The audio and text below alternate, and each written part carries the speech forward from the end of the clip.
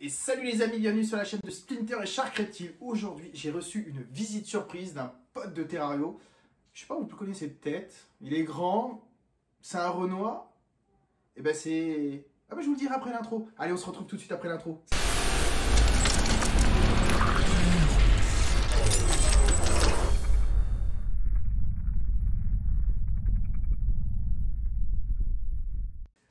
Et donc nous revoilà les amis, donc visite d'un invité surprise. Donc c'est un pote à moi qui est aussi dans la Terrario, qui a de très très belles bêtes chez lui.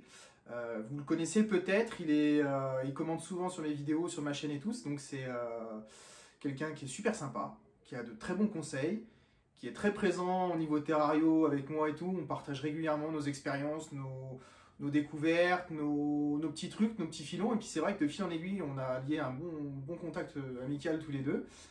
Et ben, je vais le laisser se présenter, donc c'est une surprise. Donc je pense que vous allez tous le reconnaître. Je t'en prie, vas-y, viens. Voilà, donc vous le reconnaissez tous. Mika Reptile, voilà, Mika Reptile qui est donc parmi nous. Donc vous pourrez suivre sa chaîne qui s'affiche en haut. Merci beaucoup. Voilà, pensez à vous abonner. Ça mange pas de pain. Vous abonner, regarder ses vidéos, aimer, commenter, liker, partager. Alors en tout cas, ça me fait plaisir d'être là. Donc je viens voir ces installations. Honnêtement, on a fait le tour avant, au top. Vraiment rien à dire. À savoir qu'il débute dans la Terrario. Il est très chaud, donc n'hésitez pas à le suivre. Je vais partager la vidéo aussi sur mon YouTube. En tout cas, ça me fait vraiment plaisir. Bah merci, c'est gentil. De rien, de rien. Donc là, du coup, on va faire le tour un petit peu. On va faire un petit tour et tout. Donc voilà, donc ça fait quelques années qu'on se connaît ensemble. Ça fait quelques années que je débute vraiment. Ça a été à peu près 3 ans, un petit début pour moi, et je commence à me perfectionner au fur et à mesure. Et donc j'ai réalisé la formation de préparation certificat de capacitaire auprès de la ferme tropicale. Et là, du coup, mon but, c'est de pouvoir passer un certificat de capacitaire par la suite sur certaines espèces, mais ça, on en parlera dans une prochaine vidéo. Du coup, maintenant, on va faire donc le tour des installations avec Mika, où je vais présenter un petit peu, et vous présenter aussi un petit peu toutes les espèces que j'ai ici. Donc, comme vous le savez, donc ici, donc, on a la Nigritus, donc l'Anthropeltis getulus nigritus, donc, qui est un colubridé américain, vivant aussi bien Nord-Amérique que Sud-Amérique. Voilà, serpent ophiophage, serpent roi que vous connaissez. Ici, on a l'Hondurensis, Triangulum, donc albinos, donc tangerine, qui est ici, pareil, vivant aux États-Unis et serpent ophiophage. Donc c'est pour ça que on pense bien à dire l'Anthropeltis, une espèce par terrarium. La base, c'est une espèce par terrarium. On peut faire des cohabitations, mais pas sur cette espèce-là. Non, jamais, parce que sinon il y a un gros problème. Donc après ici, vous avez ici donc la Spider Head Piedball, que vous connaissez tous d'où elle vient. Magnifique. De chez Pat, l'œil du Celte. Dédicace à l'œil du Celte. Tu connais. Grosse dédicace à l'œil du Celte, ouais, qui me l'a confié contre bon soin parce qu'il voulait vraiment une personne de confiance.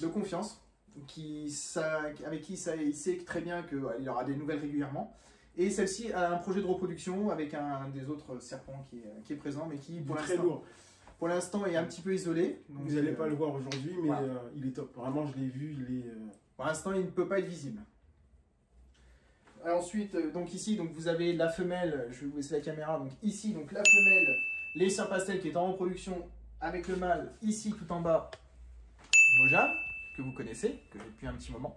On va en sortir quelques-uns, donc je pense que durant le montage, il va peut-être incruster des plans, il va vous les montrer de près, d'accord? Ici, vous avez une espèce que je n'ai pas encore montrée, justement, ça sera l'inauguration de vous la montrer, qui vient aussi de la bourse aux reptiles, si vous vous rappelez, de Vichy, que j'ai été chercher 2 bêtes, vous avez vu la Nigritus, et la petite bête qui est là, qui vient je vais la voir carrément de Houten, donc qui vient de très loin. Et je remercie un gros big up à Jurassic Knack qui m'a ramené de Houten jusqu'à Vichy, ça a été super sympa de sa part. Voilà, parce qu'on est très proche avec Jurassic Knack, on discute bien et tout, et vraiment un super mec. Donc, comme très bien comme gars, vraiment un super gars, honnêtement, à recommander. Toute la commande que j'avais fait chez lui, voilà, il m'a ramené la bête et tout, super sympa. Donc je vais vous le sortir, donc je vais prendre des mesures de sécurité vis-à-vis de lui parce que c'est un serpent qui n'était pas forcément beaucoup manipulé. J'ai échangé avec l'organisateur de la bourse de Houten qui me l'a vendu, qui m'a, après avoir bien gratté un petit peu le sujet, expliqué qu'il sortait qu'au crochet, et me disait qu'il était manipulable, mais pas vraiment en fait. Donc je vais prendre toutes les mesures de sécurité nécessaires pour vous le sortir. On va prendre les gants et tout ça. Gel hydroalcoolique avant. Voilà, désinfection des mains avant, désinfection des mains après.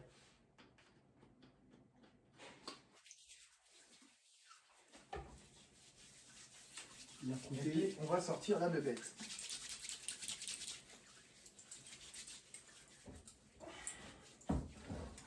bien sûr, il est décidé à être commode.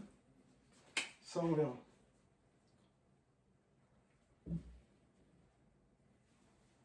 Magnifique. Donc on le prend toujours par le dessous. Oh là là, magnifique. Voilà. Jamais la tête près du visage. Voilà. Donc, vous pouvez voir, donc c'est un leucistique. Donc c'est Pantherophis obsoletus lindeimeri leucistique. Voilà. Donc celui-ci va être en projet de reproduction avec une petite femelle que j'ai, qui est leucistique. Donc voilà, et normalement, première ou deuxième génération de sortie de cette femelle, il doit y avoir du leucistique obligatoire. Si au bout de la deuxième génération vous n'en avez pas, c'est qu'elle n'était pas leucistique. Voilà. J'espère que ça va bien rendre à la caméra, mais super beau. Magnifique. Bon oui, il est effectivement un petit peu abîmé au niveau du rostre, donc il est arrivé comme ça. Ça après, je ne sais pas les conditions dont il était maintenu avant aux Pays-Bas. En tout cas, moi, il a des conditions les meilleures possibles. Ouais, super. Tu veux le prendre? On va essayer. Voilà. Là, il est relativement, je vous assure, il est vraiment très très calme. Et je suis même étonné de lui. Parce que d'habitude, je ne le tiens pas comme ça, pas plus de 30 secondes. Hein. Voilà, vous voyez, il commence à s'énerver. Donc il bouge et après, voilà, après c'est fini. Il bouge beaucoup. C'est... Hop, je remets cette petite cachette. Donc voilà, c'est pareil. Donc c'est un serpent, donc c'est Pantherophis, mais attention de ne pas confondre avec l'Agutatus, ils n'ont rien à voir. L'Agutatus, c'est serpent des blés. Lui, c'est un serpent ratier, donc qui est totalement différent. On peut le reconnaître à la tête est complètement un petit peu plus courte que l'agute. L'agute est beaucoup plus fine, plus allongée. Lui, il a vraiment une tête plus large et plus courte au niveau du nez. Voilà. C'est excellent en tout cas. Honnêtement. Mais bon, par contre, voilà, c'est un serpent, il faut bien faire attention, il faut bien se dire, c'est un serpent qui a un très gros caractère. Toute personne peut l'avoir, mais il faut vraiment être au préalable bien renseigné et bien préparé. Parce que c'est pas n'importe quoi non plus. C'est pas une gute, c'est pas un python régus, hein, c'est vraiment un opso. De toute façon, excuse-moi de te couper, de toute façon, peu importe l'espèce, renseignez-vous correctement avant. Toujours, ouais. Et quand on adopte une espèce, il faut bien penser que c'est pas pour 1 an, c'est pas pour 2 ans, c'est pas pour 3 ans. C'en est pour un minimum de 15 à 20 ans. Ouais, je suis d'accord. Contrairement à des personnes qui adoptent Voilà. un certain temps et après ça commence à revendre, à faire des choses Exactement. bizarres sur le net. Donc non, voilà, si tu comptes vraiment rentrer dans l'interrario, renseigne-toi sur l'espèce que tu veux, peu importe l'espèce. À partir du moment que tu te renseignes bien dès le départ, tu peux partir sur l'espèce que tu veux. Après, évidemment, il y en aura des plus difficiles que d'autres à maintenir. À partir du moment que tu as le terrarium, tu as les thermostats, très important, tu as tous les renseignements. Voilà, exactement. Tu peux y aller. Il n'y a pas de souci, toute espèce est adoptable. C'est mon avis. Après, voilà, donc, parce que malheureusement, on voit trop de choses en ce moment, de personnes qui, du fait de cette fameuse loi qu'on avait dit positive au début, puis après c'était une loi qui retirerait les bêtes, puis en fait non, donc loi positive, et maintenant on a appris que ça sera une loi inclusive et exclusive, comme l'a expliqué donc l'œil du ciel dans sa vidéo, auquel je vais rebondir là. Et il a entièrement raison, et moi, donc ça serait de façon à assouplir un petit peu de ce qu'a dit Karim, au niveau des espèces, d'être plus cadré, et avec un délai de réflexion de 7 jours. Moi, par contre, je le dis honnêtement, pour moi, le délai de 7 jours, c'est de la grosse connerie. Un animal, c'est pas une voiture. C'est pas au bout de 7 jours. Une voiture, vous l'avez tous les jours, vous roulerez avec tous les jours. Au bout de 7 jours, vous êtes capable de dire oui, ça me plaît pas. Exact. Un serpent, vous l'avez juvénile, il lui faut 1 an et demi, 2 ans pour un mâle pour être adulte, 3 ans pour une femelle. Donc déjà, à partir d'1 an et demi, vous allez déjà voir la différence. Le caractère va s'installer, la grandeur va se faire, la grosseur va se faire. Non, moi je suis pas d'accord. Ça là-dessus, je suis pas d'accord sur les 7 jours. Un animal, voilà, ça doit être réfléchi, on doit se renseigner, voir qu'est-ce que ça devient adulte, la taille, etc. Il y a plein de paramètres à prendre en compte. Voilà. Ça, c'était la petite aparté de la vidéo par rapport qu'avait fait Karim, sur laquelle Pat a réagi et que moi je réagis. Et une chose est sûre, ce que je ne supporte pas, et franchement, je le dis haut et fort, c'est dégueulasse, le mot c'est dégueulasse, de tous ces capacitaires qui abandonnent leurs animaux, qui les revendent, tout ça pour une histoire de rentabilité d'argent. Quand on prend des espèces, même si on fait de la reproduction, on le fait par amour et par respect pour la terrariophilie. Ceux qui font ça pour un investissement, je ne suis pas d'accord. Malheureusement, c'est comme c'est aujourd'hui. C'est ça. C'est pour ça que je parle pas trop, mais il y a certaines choses que tu vois sur les réseaux, voilà, des grands... C'est ça, sur la conjoncture actuelle, c'est... Voilà, les meilleurs du monde, tu vois ce qu'ils font avec leurs bêtes. Après, Voilà quoi. Mais bon, après, moi, comme je l'ai dit, je suis cool avec tout le monde, je m'entends avec tout le monde. C'est ça, voilà. Mais voilà. On est vraiment des passionnés, qu'on partage tout Chacun ce qu'on fait ce sait. qu'il veut. Il a des expériences sur les animaux que je n'ai pas encore. J'ai une expérience sur les animaux qu'il n'a pas encore. Par exemple, l'Obsoletus qu'il n'a pas chez lui, que moi je connais l'Obsoletus. Il a du Viridis que j'ai pas à la maison. Et moi, voilà, il m'apprend beaucoup de choses. Après, j'ai eu la chance aussi de pouvoir m'acheter donc ce bouquin-là que je vous présente. Donc, The Green Python de Justin Julander. Donc, c'est vraiment du très lourd. Top. Voilà, dans ce bouquin, il est tout en anglais malheureusement. Donc, après, il existe des choses pour traduire. Mais vous avez vraiment tout pour maintenir un Viridis dans les meilleures conditions possibles. Ce sont deux terrariophiles, Justin Julander et puis Terry Phillips, ont été directement en Papouasie, Nouvelle-Guinée, pardon, étudier les Viridis sur place. Et ils nous apprennent beaucoup de choses, beaucoup de fausses informations qu'on a en terrario sur ces animaux. Et vraiment, on a une autre vision dans ce bouquin par rapport aux Viridis. D'ailleurs, c'est ce que tu m'avais parlé, on en avait discuté tous les deux de ce bouquin, c'est pour ça que j'ai pas hésité. Donc n'hésitez pas, il est sur Amazon, il est vraiment pas trop cher. Et si vous avez vraiment l'envie, allez-y, allez l'acheter et tout. Foncez. Voilà. Voilà un autre spécimen, donc l'Ampropeltis hondurensis triangulum tangerine. Voilà, donc qui est vraiment magnifique. C'est une beauté. C'est un juvénile, je crois, de janvier, il me semble, de mémoire. Voilà. Un superbe animal.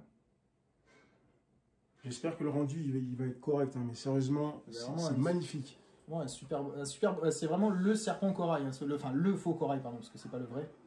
Bien entendu, le vrai étant soumis à CDC, et je l'aurai pas dans les mains comme ça.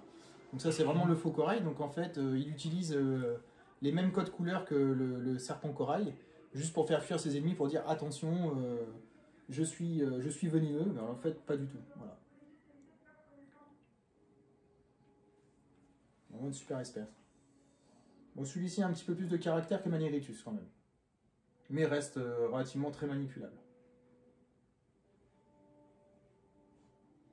Vas-y Mika, si tu le prends. Quel âge tu dirais? Il est de janvier je crois celui-ci. Donc il a janvier ou fin d'année. Il est vraiment très jeune, il doit avoir 6 mois grand maximum. 6-8 mois grand maxi. J'ai été le chercher, non c'est début janvier que j'ai été le chercher. Et il est vraiment... il est très vif, hein, très très vif. J'ai vu la mère et le père, donc lui c'est vraiment donc, un albinos pur. Et la maman est albinos aussi comme lui, et il est vraiment magnifique. La mère est vraiment très très très belle. Très belle femelle. Voilà, donc pour un colibridé, donc faut compter un petit 1m40 en moyenne. Hein. C'est bien sûr c'est une moyenne. Ils peuvent varier de. Vous pouvez en avoir un 1m, 1m10, 1m20, 1m40, 1m60 comme mon gut, ça dépend. Comme il peut stagner à 1m30, 1m50, voilà. En moyenne, c'est 1m40.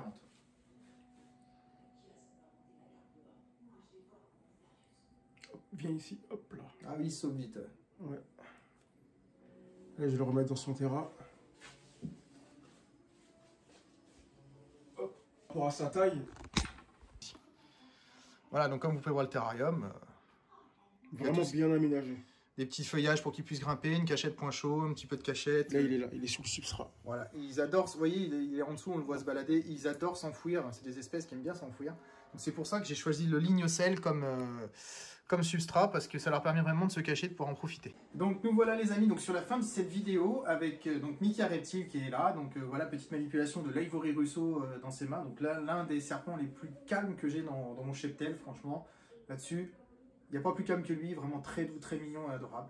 J'espère donc que cette vidéo vous aura plu, donc je compte sur vous pour un maximum de likes, un maximum de partage, d'abonnement, de s'abonner à sa chaîne aussi, puis de merci beaucoup. Partager, aimer, commenter. Un gros merci aussi à French Reptile pour son soutien, grâce à lui qui a parlé beaucoup de ma chaîne et grâce à lui j'ai eu pas mal d'abonnés avec qui je suis en plein échange et une vidéo est aussi en préparation avec lui.